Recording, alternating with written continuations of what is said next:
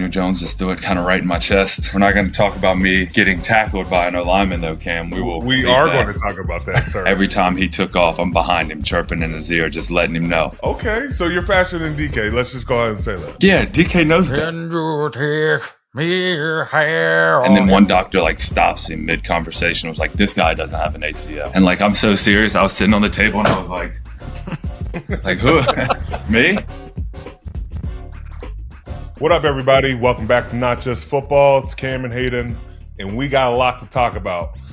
We have a special show for you guys. We have Payton Wilson, probably one of the key players to having a big win this past week. But before we get into that, we have to talk about trades. No, the Steelers didn't make any trades. No, I didn't get traded. But there's plenty to go around. So, Hayden, what'd you think? Trade deadline was crazy. As a fan, I think you kind of always wish your team is involved, but you guys were not involved this time. Mm-hmm. A lot of movement, though. A lot of big-time players. I don't know how familiar you are with what the Jets did today, but Quentin Williams, a guy at your position, was on the move for a second and a first-round pick, so I think a second in 2026 and a first in 2027. But then also Sauce Gardner to the team you guys just played, the Colts, for 2 first-round picks and 80 Mitchell's incredible. Jacoby Myers on the move. I know he was linked to you guys as well. And then Rashid Shaheed also was linked to you guys. What did you think was the most impactful one or surprising trade you saw? Man, I don't know what's in the water in New York, but a lot of people are getting out of town. And so watching Quentin Williams and Sauce Gardner be exported out of the state was crazy.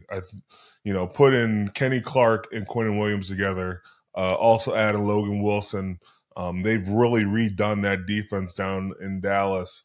And they've needed it because I've heard their defense has had some concerns. But no, Q's going to light it up right there. You can't just block Kenny Clark. You can't just block Quentin Williams. So it's going to give a lot of people fits in the NFC. And then, man, we were just talking about it, but all those picks for Sauce Gardner and A.D. Mitchell, that was surprising to me. It's not the surprise of the player. It's the surprise of how many picks it took to get it done. Because Micah Parsons was only got for a first-round pick, I think? Looks like 2 future first-round picks, 2026 and 2027. So right. Similar thing. Yeah, and I just think Micah Parsons probably should have went for more if that's the going rate for Sauce. But man, teams got better. Some teams are just kind of folding it in and planning for the draft here in Pittsburgh. Gonna have some fun there. But it's a crazy day. I mean, some of them I understand. I understand Vegas getting rid of Jacoby Myers, or even New Orleans getting rid of Shaheed, because both teams are struggled this year and probably aren't going anywhere. And I get the Jets have struggled, but it's strange to me that you would trade 2 guys who are still pretty young. You just signed Sauce Gardner to a big deal. And wouldn't you think that's 2 guys that Aaron Glenn could build the defense around? I mean, I understand you have a lot of guys there, but those are 2 guys that you would think could be cornerstones of a top 10 defense. Not even just cornerstones to your defense, cornerstones to your team. Where does your team go from here? Because I felt like those were going to be your linchpins that you rely on, that you build around and say, this is how my team is formed through my defense. I have a star defensive tackle who can rush the passer, who can stop the run, who is very, likable in the NY area. So I didn't understand that. And then Sauce Gardner, everybody was, very highly regarded. Looking at, Sauce Gardner, and, he might not have had his best year, but he was still a very, good corner in this league. So I don't know what their team looks like going forward. There's going to be a lot of makeshifting for the rest of the season, and there's probably going to be a lot of signings in the offseason for them. But, man, that really changes a lot for them. And I think they're just a team who's clearly preparing for the future. I think everybody assumes they're probably going to take a quarterback, but I think I'm reading here they have 3 first-round picks in 2027, and obviously we know how important the draft capital is. So I guess if you're willing to, concede maybe the next 2 years, you can build off it. But I just feel bad for a guy like Aaron Glenn who, are they going to let him see that rebuild all the way through? That's a lot of picks. Just hope they can keep the roster afloat. But anybody that was you were surprised didn't get traded, or a name that you thought would be somewhere? There were some names thrown around. I saw Brees Hall's. It sounded like he wanted to be out of there. I think he wanted out. You're surprised Garrett Wilson wasn't a part of that, because I would imagine you could have gotten a couple first-round picks for him too. You could have done that. I know the Cowboys had floated out the idea of getting a Minka Fitzpatrick, but you just never know. You're not in those rooms. You don't know what these teams are really, surrendering. I thought the Seahawks did pretty good bringing in Shaheed. Yeah. So, there are teams that thought, hey, this is our chance to get better. Some teams think, yeah, we can get better in different ways, whether it's signing some players, whether it's keeping our own, and just growing talent that way too. I've heard this in other sports like the NBA and Major League Baseball. Is it weird around the building on trade deadline day? Are guys kind of like, or does everybody there's not as much movement in your league, so it's not as strange of a day maybe for other leagues? Well, shit, there was a lot of movement today, but I know, not really normally in the building. So I think there might be more movement in a staff, but you don't really feel as a player. You kind of keep your head down, take care of your body, get ready for the next week. But there was definitely a flurry of things going on, and I think everybody waited to the last minute to do this, and then it created that shock factor. Yeah, I think sometimes when you don't make a move, maybe at the deadline, you kind of forget the moves you made prior to it. Last week, you guys got Kyle Duggar, right? It's like that's a trade you made just because it wasn't at the deadline doesn't mean it won't be an impactful trade, and he seemed to play quite a bit on Sunday too. So were you surprised you guys didn't make a move today? Just yes or no on that? No, you weren't surprised. Okay, interesting. Yeah, and you would know something, so I would agree. All right, well, you want to go talk about the game real quick? Sure. All right, let's talk about the game Sunday. Defense forces 6 turnovers. I believe had another 6 sacks to go along with it in a win versus one of the best offenses in football. Your defense did a great job. You've got to be very proud of the effort, especially against the run game. We talk about it every week, how important it is to stop the run, and that was arguably the best running back in football. So what did it take, and how do you think the defense played? A lot of hats to the ball. One thing I had preached about, and it was done by a multitude of guys. It's not just one guy. We got turnovers. TJ got a strip that kind of really got us started. I thought Alex was very impactful, in the run, in the pass. We were able to make the plays we needed to on the defensive side of the ball. And then early on, I thought our offense really got going. And when we could get a 2-score game before the half started, I thought that was monumental for us having a good second half. And then at halftime, we really preached about really coming out of the second half, getting off the field pretty quick, giving the ball back to our offense so we could get another score. And that's the kind of recipe you got to have throughout the season. You got to take advantage of, those points at the end of halves, because it can really change the way a game is played in the second half. And I just thought we, in the run game again, guys got off blocks. Guys weren't, guys played with a lot of energy. And this can be a teaching tool or a callback to what we need to do from here on out. So much has been made about communication on the defensive side of the ball. I'm curious, you guys looked great on Sunday, but also had a lot of injuries in the back end, and some new guys like Kyle Duggar just got there. Why was the communication so much better Sunday, especially with guys that maybe hadn't played as much with the defense all year? You could say it's keeping things simple, but I think there's a level of focus, and, it starts with a guy like Jalen Ramsey on the back end, really trying to get guys lined up, working with Kyle Duggar. I thought they did an admirable job of just, keeping everything in front of them. And it's really good when you don't hear anything from your safeties. Like, that is a good sign. Like, that means they're not testing that top of the field. But, you need those type of games. We need to continue to keep working on the communication. You're going to have other blitzes and other coverages, but you got to know what your bread and butter is. Man, shout out Alex Highsmith. I thought he played incredible on Sunday too. It just Mhm. could tell. I will say, there's so many times I'm like, Cam, you are so close. So many times, it's like I don't know how many times you were close on Sunday, but it felt like you were there a lot. Up against Quentin Nelson, you played very well. Got your paws up again. Good job. And also, I want to give a shout out to our producer Josh. You only need 11 more pass breakups this weekend to become the most all time. So for defensive tackle, so that's something to shoot for. Thanks, Josh. Yeah, just you'll need 11 this weekend to do it. Okay, so Thanks. you can become the all-time leader in pass breakups. Anything else from this game that you think we should know about? Oh, how about the heads-up play by Danny Smith? Okay, thank you, and I'm sorry I forgot about this. Genius, that guy. Yeah. That was. Do you think they changed the rule now because of that? Probably.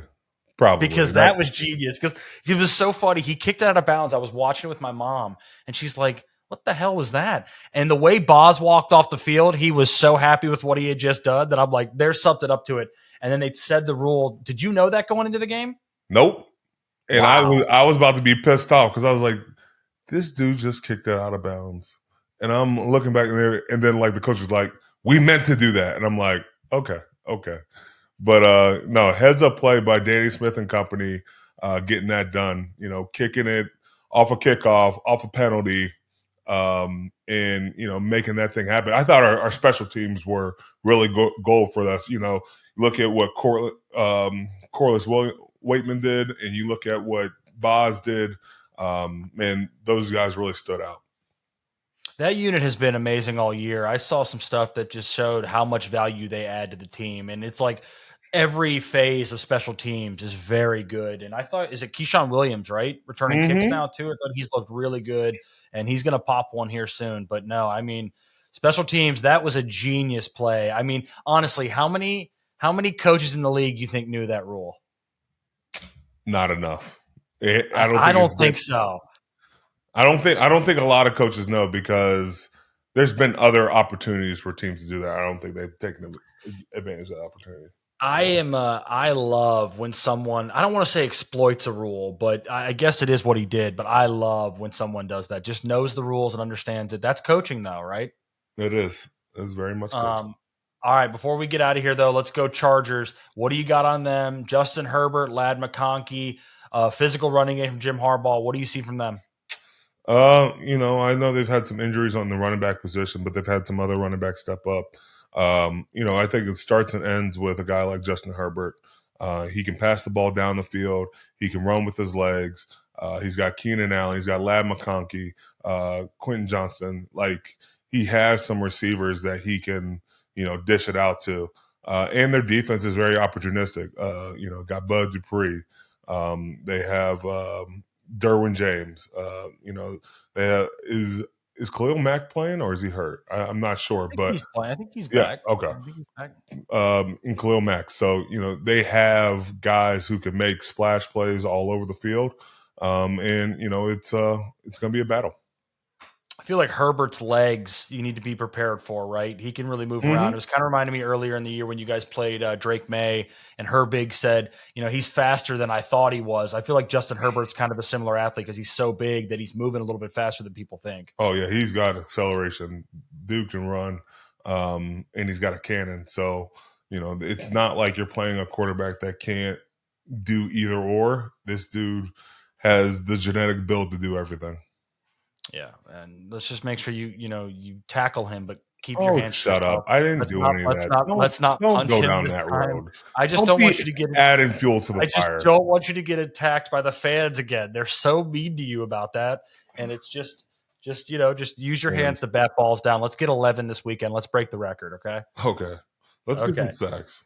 All right. Well, I like that too, but I also want you to break that record. Okay. All right. Well, let's go to everybody's favorite part of the day, part of the show.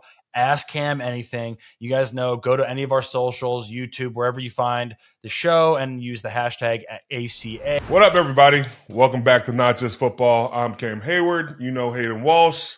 And today we are joined by, I would say, the MVP of the last game. I thought he had a pretty good game, right, Hayden? I would say it was pretty good. Yeah, Cam. It was pretty good. Let's give it up for Payton Wilson. Thanks. What's up, brother? How you doing? What's up, man? Thanks for having me on. Excited. Nice 2 days of just not chilling, but just going in to get a workout. So it's been a nice 2 days. So, newsflash: you're supposed to be watching film during that time, so you're already a step behind. Oh, don't worry about that. I'm caught up. I'm prepared for our run meeting in the morning. Oh, okay. Yeah. Well, let's talk about the game we just played. You had 13 tackles, a pick, pass breakup that led to another pick. You were everywhere, dude. What do you attribute that to? I think it's just my confidence lately, honestly. Just getting back to playing football the way that I like to play football rather than kind of just worrying about making mistakes, worrying about being in the wrong spot, just playing free. And, that's a credit to the culture that we have at the Steelers. I mean, they don't care who makes the play. Somebody's got to make a play, though. So it was really fun. It was cool to get back to the player that I know that I am, and I'm excited to just build on it. Excited to watch this defense continue to build off that performance. Okay, you gave me the generic answer, but now I got to really press this because, ever since you've been made captain, you've been acting different.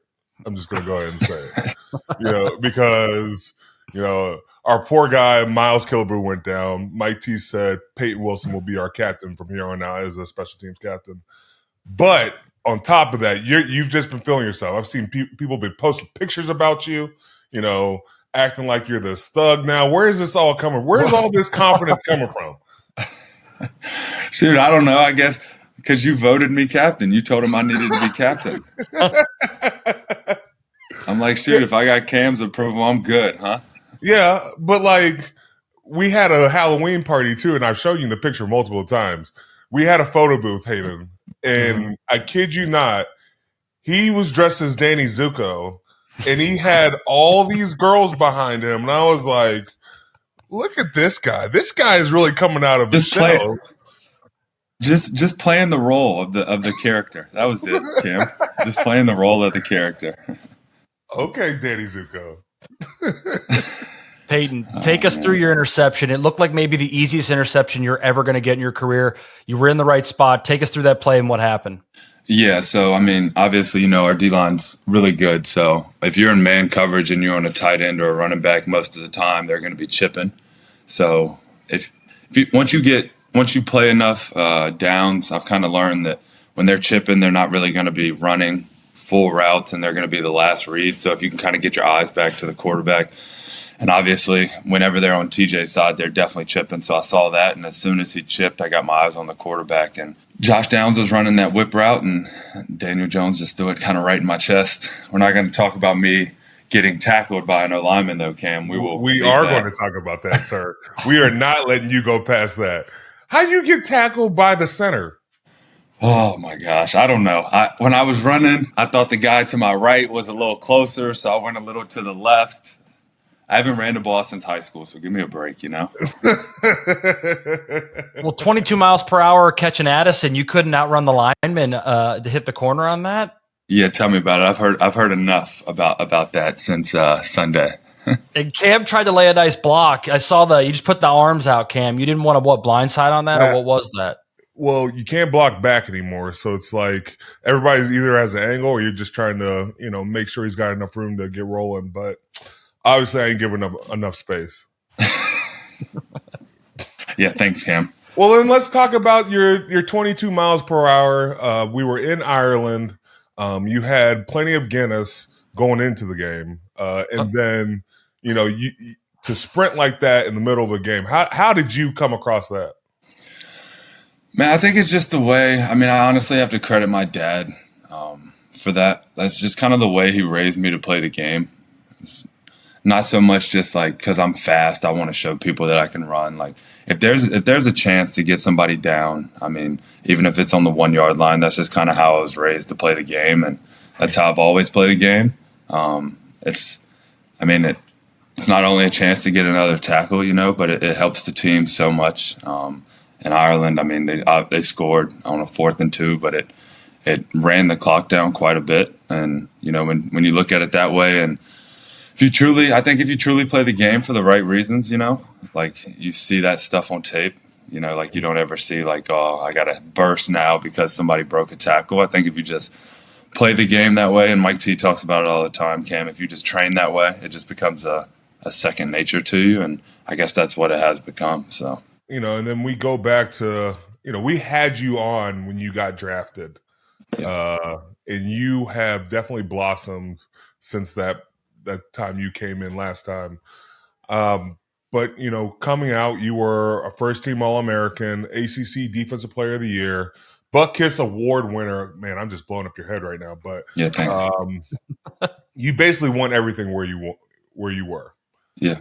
What led to you having that level of drive and, being at NC State? You guys weren't going to have a chance to win a national championship, but that's ridiculous. what a disrespectful thing to say to him. I had to bring him down just a little bit. My God, that was wild. But let me get to what even though you were in a tougher conference and you guys were going to be against a little bit, how did you prepare and how did you overcome that?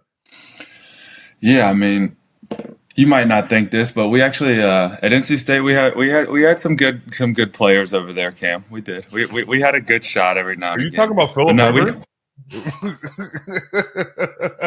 You're treating them like they're App State. They play in the ACC, Cam. My God. Yeah, come on. They're a basketball school. It's not like who? Us? Yes. NC State is a basketball school. Now we did just get a good coach, so they're pretty thrilled. But if NC State's a basketball school, we're struggling quite a bit. We're struggling quite a bit. But no, I mean, we really did think that we were a really good team. We trained and we competed like we were going to win the ACC every year, and I mean, we had guys on the team that have been drafted and stuff, and that's just the way that we were trained over there. We knew that, like you said, I mean, we knew that to win a lot of games, we had to play our best football and we had to play for each other.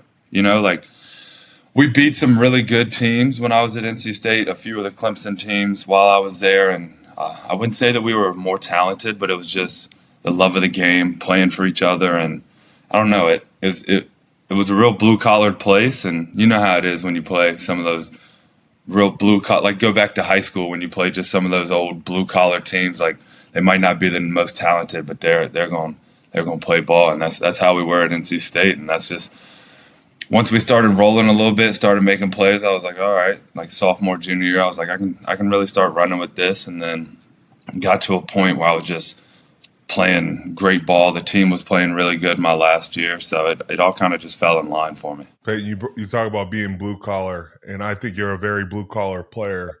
But when we get on the field, I feel like you're always talking junk to like a wide receiver or something, and I'm like, where is this gonna turn? Like, I always think of you as very quiet, but I've heard you start to talk more and more junk. I hear you and Jamar Chase going back and forth during the middle of a game. Yeah. Like, where does that spiciness come from too?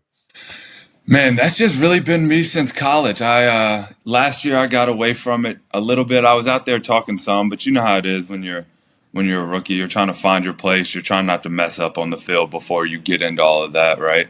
But no, it's just that's the love of the game for me. Like I really love that aspect of the game. What's the thing you say that like gets under people's skin?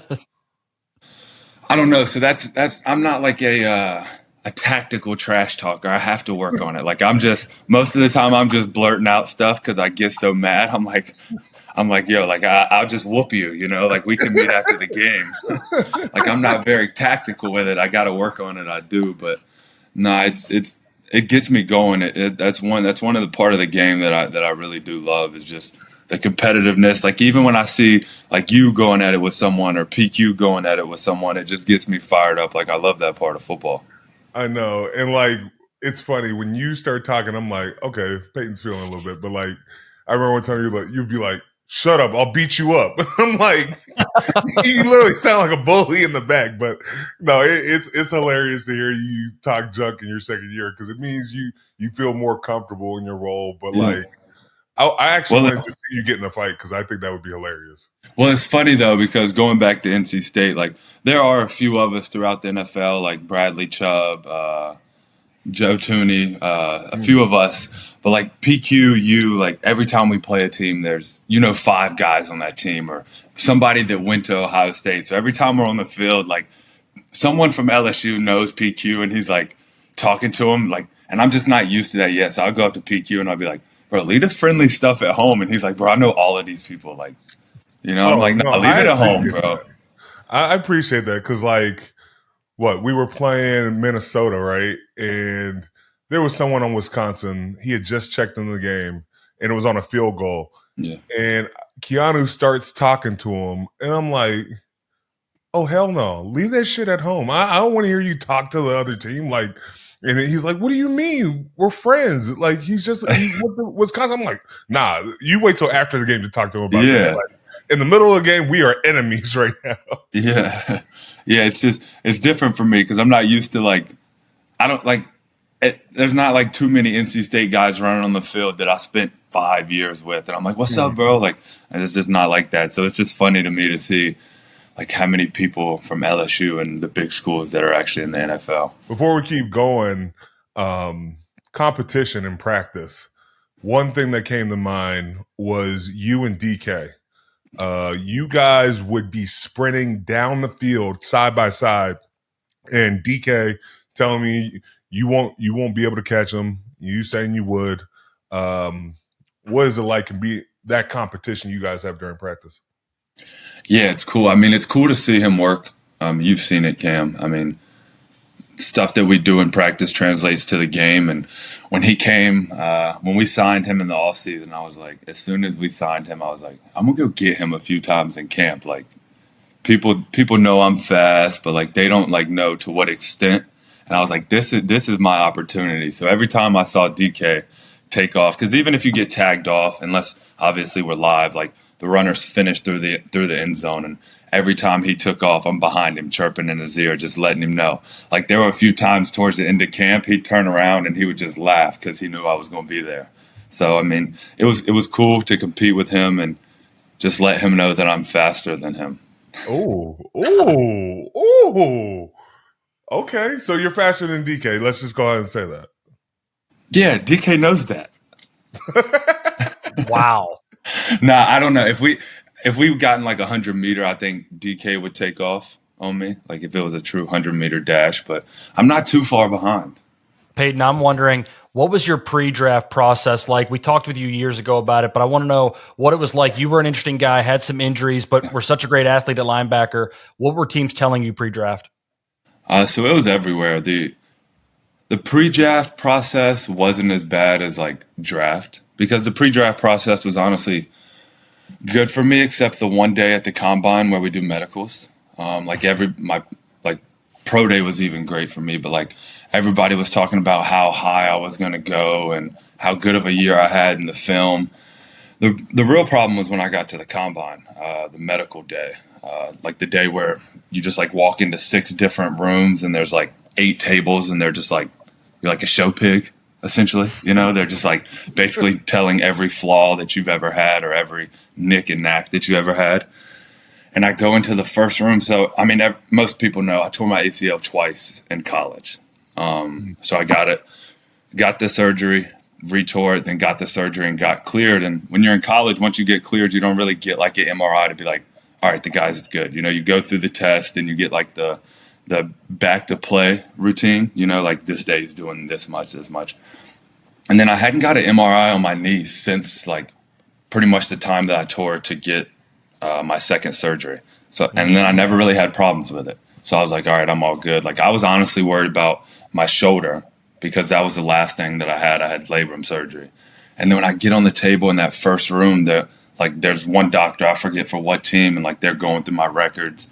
The doctor that I'm with is like listing the surgeries and the injuries that I've had.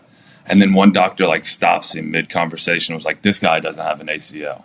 And like, I'm so serious. I was sitting on the table and I was like, like who? Me? I'm like, you have to have the wrong report. But like when somebody tells you don't have an ACL, like at the combine, the day before you're about to test, like, I mean, when like you hear about people having like just like bad meniscuses and they're dropping 4 or 5 rounds in the draft, sometimes all the way down to a undrafted free agent. So that really like shot me a little bit because I was like, oh gosh, like here we go. I don't really know what's going to happen. Then tested the next day and like had a really good test day, kind of threw all that to the side. And then pro day comes and I had another good pro day and I'm talking to some scouts and they're like, yeah, like we know the knee's a problem, but we don't think it affects you that much. And then draft day comes and my agent, we didn't really know, like, because like before the knee, everybody was like day one. And then like when the knee happened, they were like day two. And I was always like I knew I was talented enough to be a really high pick. And then I was like pretty much like the third to last pick of day two. And it was a blessing because it was Pittsburgh. And like as soon as Pittsburgh called me, I knew like why Jesus Christ had really done this to me. Just the fit, the city. It was a perfect fit, but it sucked. Like I remember the draft day. I didn't know how it was going to go, so I just had me, my now wife at the time. She was my fiance, and my mom and dad, and that was it. And we were sitting on the couch, and like we were getting towards the end of day two, and I was like pissed. Like I was just like, "Can we turn it off?" And my dad was like, "Nah." My mom. I looked to my right. My mom was dozing off. My wife was asleep on my shoulder, and I'm like laid back. I'm like this is the worst thing ever. And then my phone rings, and I like pop up, and I'm like, oh my gosh, it's Pittsburgh. And here we are a year and a half, 2 years later. So, well, it just reminds me because I remember it was my rookie year. We're in Denver and Casey Hampton gets hurt. And, everybody's checking on Casey. And, I think Dr. Brad was like, it's his ACL or something. And so we were like, oh man, that's it. So then the next day we had lost the game. And everybody's talking about Casey Hampton, and they're like, he doesn't have an ACL. His body absorbed it. And, like, he just never had an ACL his entire playing career. So, like, it doesn't prevent you from being a great player. So, shoot, you and Casey Hampton could be the standard for, hey, not having an ACL doesn't mean you can't be a dog. Yeah, it's funny though, because like obviously when I ran that dude down in Minnesota, like it was posted everywhere, and you like look under the comments, and everybody's like, even without an ACL, this guy's running. I'm like, it's not like it's. I'm like, thanks, guys. I'm wow, like, but it's just making you a disabled like vet. Yeah, now. like ridiculous. So the handicap sticker on my back, like, good job, bud. No, it was just crazy. The whole thing was just wild to me because like I like, and then I went on 30 visits, and what's even crazier. So the 30 visits, Cam, you know what I'm talking about, like post combine, pre draft. I would go around, and the ACL test they do where they like pull the bottom of your leg a little bit. Like they basically just to see if it has any stability. The leg that they said didn't have an ACL had more stability in it than my left one did. Oh, so like it was just a whole like they didn't really know what was going on. I went and got MRIs again. It didn't show them that it was better, but like I guess the stability of it is great. I don't know. It's this whole thing, but I could care less about it. I haven't thought about my knees since I tore it back in 2020 or 2019, whenever that was. So we keep moving. Everybody keep knocking on wood because we don't want to talk about that. Yeah. Only thing I was going to say along with that is when you went on those visits, were you just like having sweatpants, just like showing all full leg and being like, hey, look at this, feel it. Making sure everybody Doug, they would make me I don't think it's illegal, but some places would like not make me work out, but like do like certain tests on my knee. And when I tell you, like I was kicking with my right leg, like I was, like making sure that like they knew my right knee was good. Like my numbers on this were better than my left. But yeah, like I was really like at that point I was really trying to let them know like, like my knee's good. My like everything is fine. What really saved me here was my doctor back at NC State and Dr. Bradley were in residency together and have a lot of respect for each other. And my doctor back at NC State was like, look, we haven't had problems with his knees, and I don't know how long. We trust him. So shout out to Dr. Weicker back home. Last question with draft. What was the craziest thing said to you during that time? There was actually nothing like crazy, honestly. I didn't get none of like the weird questions or any of that stuff. I don't know if it's like my the way I approached them. Like I was all like business, no fun and games. Like I don't know if that was the right way to approach it, but like I didn't really get any of the funny stuff. Now there are some weird cats, but I'm not going to air that out. There are definitely some different personalities around the NFL, but that's a story for a different day.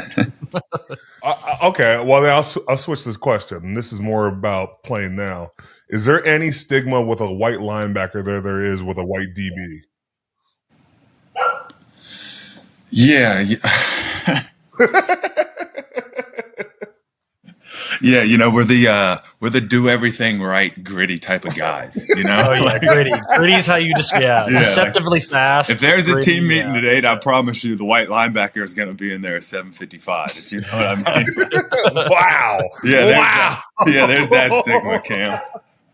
Like the do everything right guy, I guess. Wow. I wasn't going to go with that, but okay. All right. Well, then let's talk about your running mate, PQ, Patrick Queen. Yeah. What's it like working with him every single day? Man, it's been a blessing. It truly has. Like when you come in as a rookie and you're in a room like I was last year, like E-Rob, Cole, who's established in the NFL, and then PQ, who's an all-pro, Pro Bowler. Like you don't really know what to expect. Like I guess ego-wise, you know, like if these guys are just going to be guys, or they're going to be complete assholes, or they're going to be egotistical or whatever. But no, PQ's been a blessing. It's funny because he's from Louisiana, but I guess when people hear Louisiana, they think New Orleans. People that really don't know, but PQ is like pretty much a redneck. I don't know if people know that. He's so down to earth. Like if you didn't know PQ, like the number 6 PQ that plays for Pittsburgh Steelers, like, and it didn't come up in conversation, you just think he was a normal guy, just having normal conversation. Like he's been such a blessing in that way. And then also on the field, going back to that confidence question, he's kind of helped me a lot in that area, just, you know, helping me play free, understanding that no matter how hard you try, like you're not going to have the perfect game. There's always going to be a play or two that you mess up on that you want back. It's the NFL, like you're going to get beat. Like obviously you try not to, but it's going to happen. But no, he's just been a blessing all around. And just to see the way he handles, I mean, PQ is a high caliber, I don't really know how to say it. Like he has a high social media following. He could be very all about himself, but he's not. He doesn't let any of that really get to him. And it's just cool to see the way that he moves and the way that he approaches the game. You have any funny stories about PQ? Funny stories about PQ. I think it's just funny when he gets in his like mode. You know what I mean? Like when he goes quiet and gets sassy, and you know, like when it's not going his way, he like he gets a little sassy, I guess you'd call it, right? And I don't think people would see that from PQ. I mean, we see it quite often. He starts to smack his teeth and he's I don't really want to throw my guy under the bus, but yeah, he if he doesn't get his way, he's not an only child, but he tends to act like it in a sense. I'm like, dog, just relax a little bit. You know, it's Wednesday. We're gonna get it going. Like somebody will say something to him, and he'll just give him the silent treatment. I'm like, how old are we, bro? What's your welcome to the NFL moment? My welcome to the NFL moment. There's a few, but the biggest one was honestly last year when we played the Colts, going up against Quentin Nelson. Like I have played some good O linemen. Sorry if you hear my wacko dog barking in the background. I'm good, brother. I played some good O linemen in my life. Went against some. Honestly, the only person I can compare to him that has like hands like him and can move you, I think Zach could be that good in the future. But no, we were playing the Colts last year, and I just did my routine, come down, try to bang the lineman, get off of him real quick. But no, he grabbed me, wrapped, retraced, and I ended up on my back. And as I was on my back, like I was expecting some like, you suck, like, you know, I do this. And he was like, you all right, bro? And I think that stung a little bit more because I'm like, all right, bro, like I'm not your kid down here. You're doing this, you know. But that was when I was like, all right, like there's levels to this. Like if you're not using technique, some of these guys would just take you and move you kind of how they want to, you know. Like that's when I really realized, like, all right, I can't just be out here running and knowing the defense. Like there has to be technique behind this. There has to be violence behind every punch, as you know, playing on the D line. And that was probably the biggest one because he was, yeah, it was something. Well, you say that, and then I'm watching clips from the game, and somehow Joey got rolled up with Quentin, and then I think it was like a tight end, and they were rolling him to the end zone. And I was like, Yeah, bro. Yeah, we never want to see that. That's not a good look. But like, they put Joey in the corner. Yeah, and it's not a good look if it's a DB. So imagine if you're a linebacker just laying on your back, like, you know. So it's even worse to look that way. Yeah. Payton, I'm wondering what's the biggest difference from year 1 to year 2 for you? I think it's just obviously understanding the playbook helps with that a ton, but I think it's just confidence. Like being able to give Cam, the D-line, those guys calls without being like, hopefully I don't give them the wrong one, or, you know, being able to just, we talk about calculated risk a lot, you know, being able to know your job, but also the risk of maybe being a little bit out of position to make a play.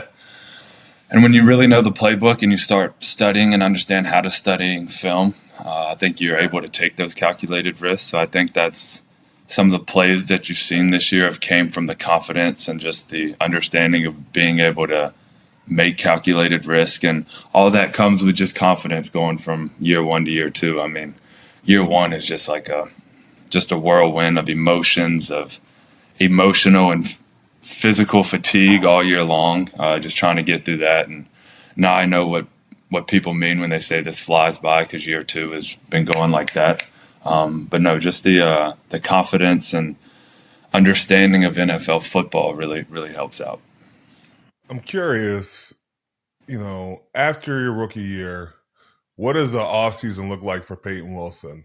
Because I feel like every rookie is just like grasping at that opportunity to have a little bit of freedom, have some downtime. Like, what did it look like for you? It was awesome. I'm not gonna lie. It was like the best 4 months of my life. I mean, you know how it is. Like when you're in college, you don't really get a real break. Like we've been going since we were 6 years old, and to finally just be like it was weird the first week because I'd wake up and I'd be like, Doug, I have nothing. Like, are you sure we don't have meetings or at least something?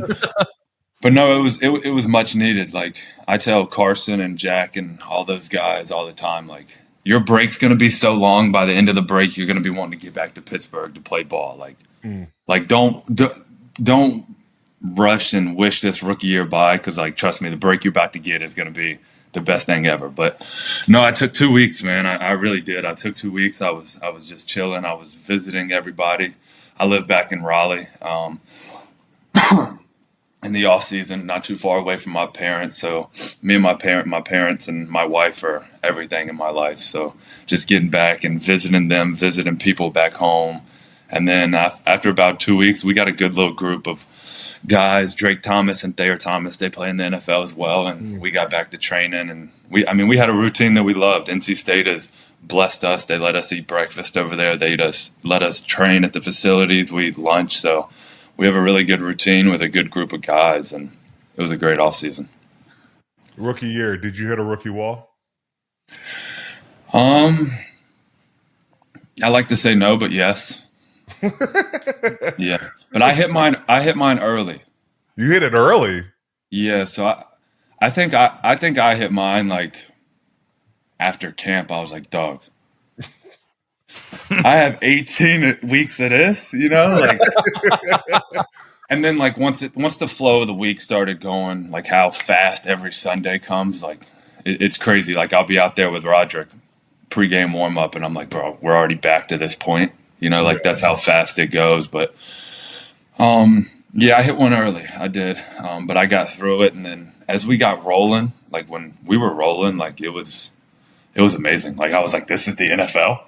You start out 10-3. You start out 10-3 every year, and then we lost those 5 straight. And I was like, oh, this is also the NFL, you know. So I think for me, it was more so just learning how to balance the ups and downs of, because I was really, I mean, as we all should be, I was really emotionally invested to each outcome of every game, and it was really like taking a toll. So like, especially those 3 we lost in 10 days, I was like, what is happening? Like, do I even this isn't the football I love, just getting my head beat in every week for, you know? So it was just balancing a lot of that.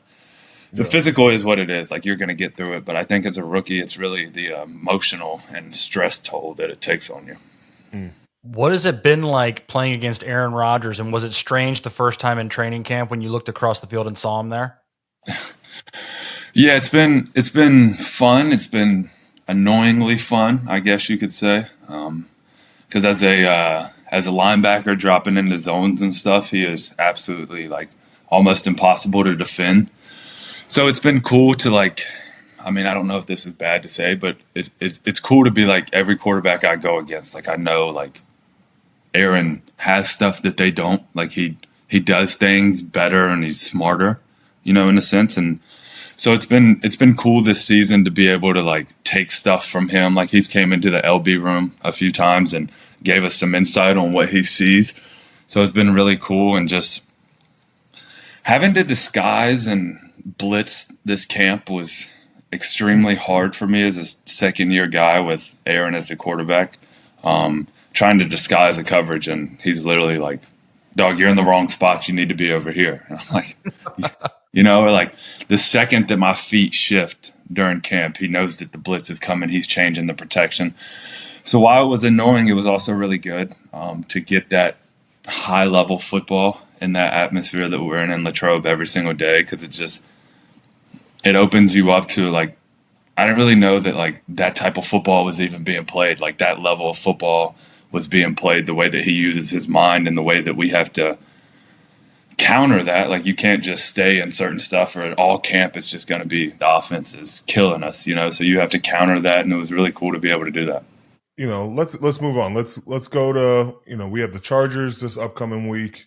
Yeah. What's your view and, you know, your thoughts on them? Well, it's my first time in California, Cam. So I'm pretty. Oh, wow. I think so. I believe it's my first time in California. So NFL is open. That's you keep trying to make the people think I'm somebody that I'm not, Cam. No, I'm excited. It'll be a good matchup. I'm excited to see D-Jack.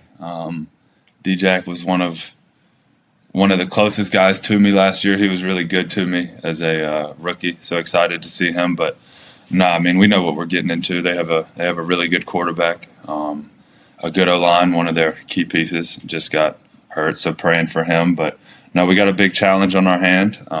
It's going to be a tough game. I mean, as I'm learning in the NFL, every game is a challenge, and if you don't prepare well, if you don't take every game the same, you can get beat up on. As we've lost some games that we shouldn't have here recently. But no, I'm excited for it. I'm excited for every Sunday.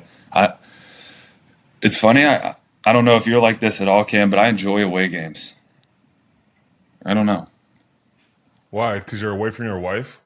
Oh my God. You jerk. You are a terrible person. Man, you really have changed. This captaincy has really gone to your head. Hayden, do you see what I go through? This is bad. You set yourself up for that. That was way too easy. Not even. I was getting somewhere with it. I was going to explain why. No, Yeah, there was a pause you- there. You gave me ample time to just go ahead. He gave you time to answer the question he asked you, okay? And you threw it right back at him. He's never going to come back on the show again if you keep treating him. Hey, like bro, this. it's the second time. He knows what he's getting himself into. No, it sounds kind of cheesy, but I like when it's we get to the plane, it's just us. We get to the hotel, it kind of feels like, I mean, they're wearing our Steelers stuff, but everybody's chilling, cheering for the opposing team. It's just us 53 guys plus the staff against the whole state, and I kind of like that feeling. I like being in a hostile environment. I've kind of enjoyed I've kind of learned to enjoy the away games. Not that I don't love our home crowd. And yes, I love my wife. to death. There I you love go. my There you wife go. to death. But no, it's something about away games for me. I really enjoy going into somebody else's stadium with the guys and trying to whoop up on them. Something about away game that gets me going. Well, I will say, even though we're going to the Chargers, we should have a good showing out in California, so that might upset you a little bit.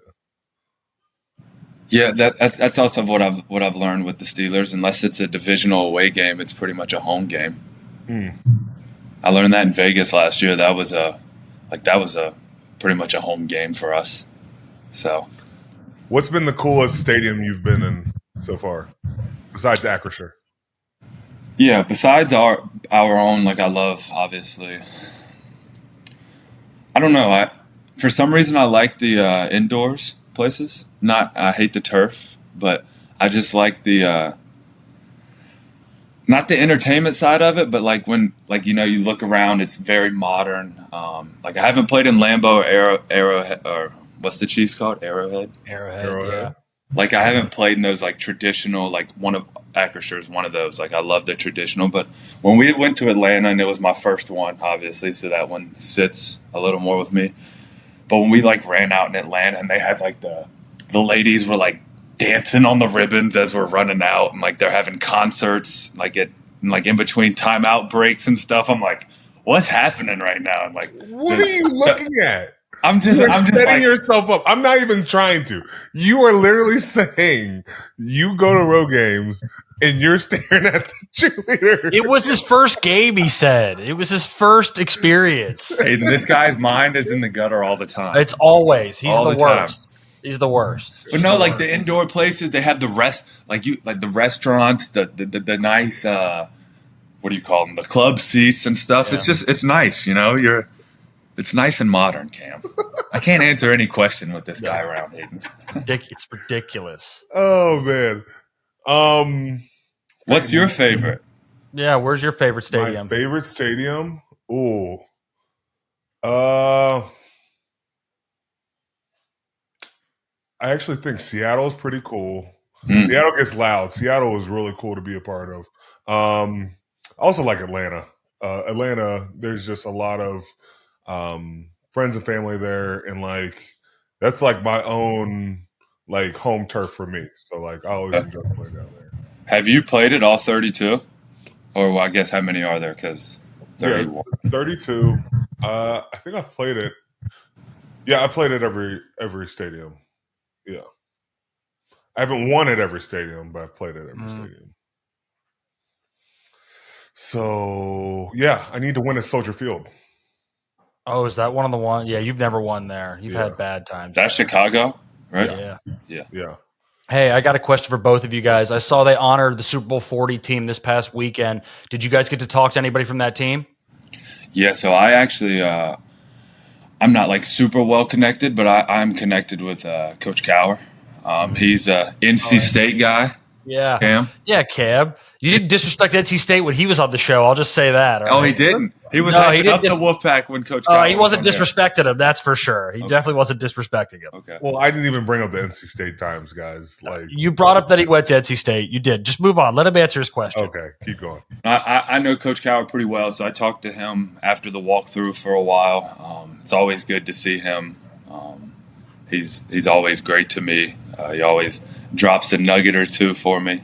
He's always very truthful about how I'm playing. It's always good to see him wherever that is. So yeah, I talked to way more guys on that team because most of them were my teammates, which just makes me. What year was that? I played with them in 2011, but they won in 2005. That's when they were all being honored. So don't try that shit. Okay? But you played with a good amount of them, and you were coached by some of them too. I was coached by them. I played with them. It is what it is. I'm full of history over here. Okay. Yeah, full of history. Oh, okay. Wow. When I come back and I'm retired one day, I hope Payton is still this naive and innocent man. I am. I'm watching the trends. Okay. I'm watching the trends, and it's You're working your way up there. I'm just letting you know. Yeah, okay. I'm always me, Cam. You know that. That's why you like to say these things. Okay, you're always you. We're doing that now. We're Yeah. doing that now. That's the easiest answer for you. I'm always me. I never change. This is not the same person. Oh, I can't really see it, but it does look like you are surrounded by women in the Yeah, but the hand that's on my chest, that's my beautiful wife. So that's Sandra. She was Sandra, I'm guessing, if you're Danny Zuko. Yeah, I hope she was. So Okay. so my beautiful wife was right behind me. Cam's trying to make it out to be something that it's not. And then we go for the captain's toss, the coin toss. And Peyton looks at me, he's like, let's go. Like, he's telling me I got to come on. Like, soon he's going to be trying to give the speeches now. It's just going to be a different feel. That's all right. When we're in LA, when y'all are like, we're heads, I'm going to be like, no. We're going to go tails this time. Don't worry about it, guys. Okay. Yeah, I'm going to hit you with that. Oh, speaking of speeches, what did you think of Jalen Ramsey's speech? I know everybody's made a big deal about it, but what did you think about it? I enjoyed it. I did. It's cool to hear perspective of someone that's been around and done it at a high level for so long. Obviously, I can't say everything that he said on here, but no, it the energy and the tone that he had kind of really was his message to me. The way that he approached it and the way that he delivered the message was enough for me. We're uberly talented. We haven't been living up to that, and I think that the way that he approached it pregame, the night before, was the perfect way. Just kind of lit a fire, especially under the. He was talking to the whole team, but we really knew who he was talking to, the defense, and kind of lit a fire under us. And the energy you saw and the fire that we were playing with. A lot of that was said in his speech, and it was a great speech. It was a little long-winded. It was late at night, but. No, let me stop. No, it was what? You little baby. You need to relax. A little long-winded. No, it was exactly what we needed. He lit a fire that needed to be lit, and Janu's as well. He had a great speech, and it was both the tone that they used with that speech that really was the message for me. Cam, hold on, Cam. I want to ask Peyton, do you remember a speech Cam gave last year at the end of the year during Hard Knocks that he eventually asked the people of Hard Knocks to remove from Hard Knocks? What? What was the speech at the end of the year that Cam gave? There's no speech. What was the speech? No one will ever see that speech. No one will ever see that speech. No, I will have to say, though, not to toot his horn or anything, because he gets enough of that around. Oh, Pittsburgh. God, don't do it. Don't do that. Please don't. But please. Cam, he is a good motivator pregame. He does a great job. And when the time is right in our unit meeting the nights before, he will get up and take it upon himself to give a really good speech. And don't really like tooting his horn, but he does a really good job with that. And he knows what to say and when to say it and how to deliver the message. So credit to you. I'm waiting for the Payton. I want a Payton Wilson speech right now to get us ready for the Chargers. Don't do that. Not right now. Yes, I want a speech for Payton Wilson. Just move on. Don't fall for it. 1, 2, 3. No, you can't be that basic. No, I'm not. It has to be in the moment for me, though, Cam. I'm not a.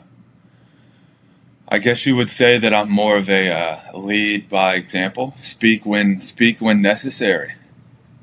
I wasn't one time, but if you're going to be a captain, you're going to have to make these speeches, man. Yeah, 100%. And that's something that I've been working on, and I've tried to open myself up to. My last year at NC State, I kind of took that role, and now that we have guys like you and all the other speech makers, I haven't had to do that yet, but when the time arises, I'll definitely be up for the challenge. Okay, so note to self, Peyton will be giving the speech before the game. All right. Note to self, be ready for it. I'll never be last in, just know that. Yeah, we do have this tradition we've started. The guy who's last in the room usually gives a speech, so we've had some really good ones. You should come in. You should come in the end of special teams and see the chaos that creates in our special teams meeting when Danny's breaking us. We'll be in this massive, 100-yard long room, and Danny's way at the front, and all the offensive guys are scattered out in the front, and there's 12 of us defensive players sitting in the back left corner right beside the door. And the second Danny puts his slide up of a pack of brothers and no ego, one goal, just win. You know Danny's stuff. The second that goes up, everybody's in their sprint position. So we really appreciate you guys over there just sitting in the room chilling. Yeah. Yeah. We don't make you guys speak every time. Sometimes we're we need to say it. But yeah. All right, Pate, we like to play a game here called This or That. I give you a few options on something. You got to pick one, all right? All right. All right, better feeling, sacking Sam Darnold or intercepting Daniel Jones? Intercepting Daniel Jones. Ooh. Better atmosphere, Carter Finley Stadium or Acrisure? Acrisure. Okay, I was going to say.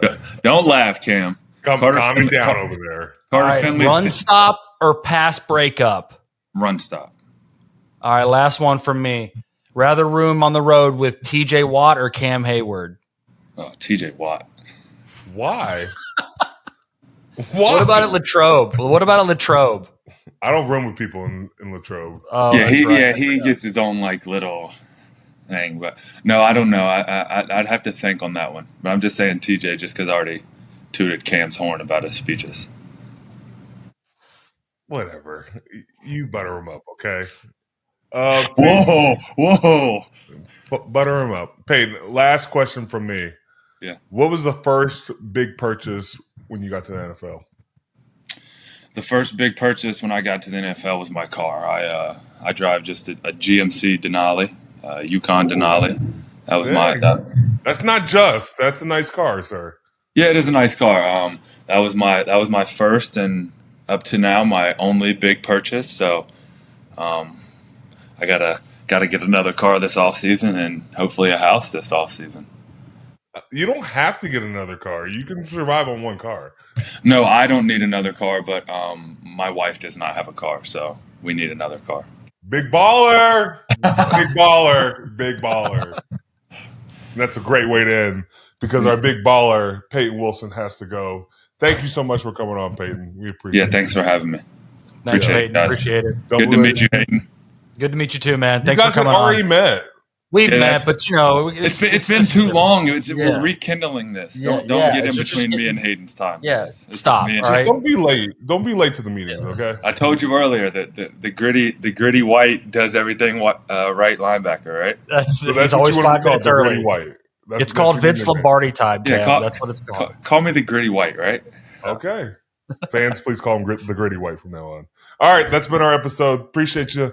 And that's been our episode of Not Just Football. See you. All right, well, let's go to everybody's favorite part of the day, part of the show. Ask Cam anything. You guys know, go to any of our socials, YouTube, wherever you find the show, and use the hashtag ACA, and Cam will answer your questions. Are you ready to go, Cam? I'm ready. All right, Steelers Gamer 36 wants to know, what team do you enjoy beating the most? And don't give us the generic, I just want wins and stuff like that. There's got to be somebody you enjoy beating more than the rest. I got one for you. The next team. Oh, my God. So lame. All right. Not that I even know you've ever done this, but my guy T-Dog79 wants to know, what is your favorite tailgate food? I don't even know that do you even go to tailgates? I've been to a tailgate before. Yeah, I don't remember that. I like the homemade nachos, dude. In the crock pot, just in the corner. I think those buffalo are chicken dip. Buffalo chicken dip. Oh, buffalo chicken dip hits too. Buffalo chicken dip's good. That's good stuff. I could go to town on that. All right, I think it's Rodon H07 wants to know, how does a loss in college in the college game compare to a loss in the pros? I think very similar. I guess in college you have a little bit more leeway if you're at a top school. But You know, But do you? I feel like if you now you do. When we played, you had college, no. If you lost once, Cam, you were done. Yeah. So I don't know. It felt like college. You probably lived and died more on each loss because it's like I'm just talking about now. Yeah, like there's a lot more leeway. If you're at the top school, they're going to try and keep you in as much as possible. You know, I feel like they just got LSU out of the top 25, but you know, I think in the NFL game, losses are critical, especially against your division, your conference, but they still hit home the same as if it was a college game. Yeah, those college ones though, man, especially when you were playing, it was like, man, if you lost early, it felt like you were done because there was only, when you were BCS areas, you weren't even playoffs, so you had to go win it basically all. So, all right, well, thank you for playing Ask Cam Anything. Whoa! Find us anywhere. Whoa! We were at a long time on this. I am still going. I am still going. I still have my Ask Hayden Anything AHA. These questions always hit, and they were. The comment section really loves them, Hayden. They get to learn more about you. No one even says anything about Are you ready? Are you ready for your questions? I'm ready for my questions. Okay, the first one. If you were to get traded to another pod, what would it be? Oh, traded to another pod? What would it be? Any pod? Any pod. Honestly, the one I listen to the most is the Dan Le Batard show with Stu Gatz. So I'd probably say that one. But honestly, if you traded me to Pardon My Take, I'd go to hang out with Pat McAfee and the boys too. I mean, wherever, honestly, whatever pod's killing it and needs me, I'll go to. What would the package be for you? Oh, that's I don't know. Maybe put it in Trade Analyzer. I'm not sure what my value is, but I'm a vibes guy. So if you want to hang out, like, we're good to go. Let's do it. Are we trading you straight up for Stu Gatz right now? Well, I don't even know what's going on with Stu Gatz. I don't even know if he's a part of the show anymore. He's done his own thing, but he might not show up here is the problem. So, but maybe I don't know. You never know. But yeah, sure. What else you got? All right, next question. If you had to pick a song to be your theme song of your life, what would it be? Oh my God, a theme song. Who thinks in those terms? A theme song of your life? Yeah. What is your theme song? Just so I know what we're dealing with here. What would you say yours is? I need to know what. No, it's not a question for me. It's a question for you. It can be whatever you want. I don't know. That's such a ridiculous question. This is why you need to feed me these before. I love that it just catches you off guard. I don't know. I don't know. Pick a song. Don't be scared. I'm not scared of anything. Or I'm just going to choose it for you. Choose it for me. What would you pick? What would you say my song is? And I'll just deny it. What is it? Nickelback Rockstar. Oh my God. I mean, whatever. Why? Because my eyes are bloodshot? Is that the word he talks about? Bloodshot eyes? Yeah, sweet. All right, I got one more question. Man, because I got high. How about that? There you go. Let's go. All right, last question. If your personality was a Gatorade flavor, what would it be?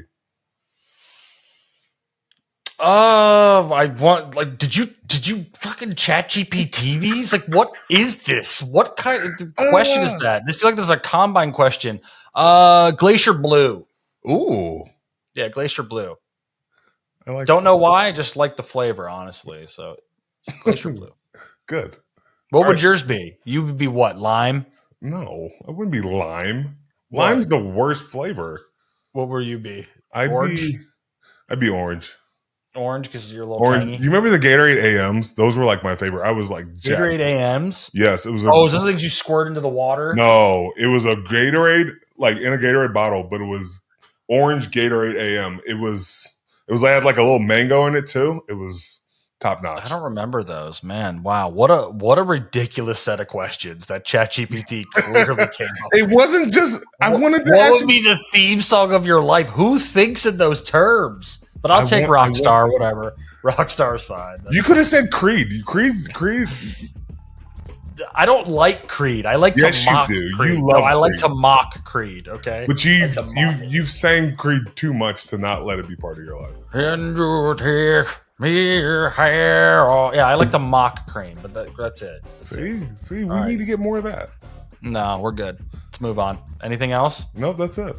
All right. Well, thank you for playing the game. Remember, go to any socials, ask Cam anything. He's got to ask the questions, and don't ask questions for me because nobody cares. No, go ahead, Cam. Keep asking, guys. These are you're great good. questions. Appreciate it.